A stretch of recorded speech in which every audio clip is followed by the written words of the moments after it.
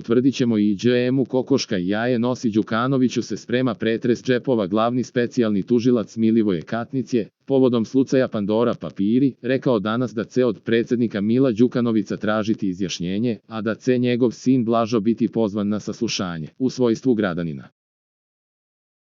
Katnić je na konferenciji za novinare rekao da su sve radnje preduzete i da nikada nije rekao da slučaj Pandora papiri neće biti ispitan. Ispitat ćemo ga i utvrditi, što bi narod rekao ide mu kokoška jaje nosi, rekao je Katnić, preneo je portal RTCG.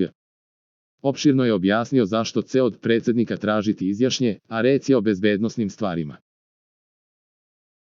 Katnić je rekao i da je kurir tužilaštva pomešao predsjednike države i vlade, pa je greškom pitanja za izjašnje Đukanoviću odneo predsjedniku vlade Zdravku Krivokapiću. Za najnovije vesti iz zemlje i sveta kliknite subscribe, like i zvonce. Svaki dan najnovije vesti, zato nas zapratite.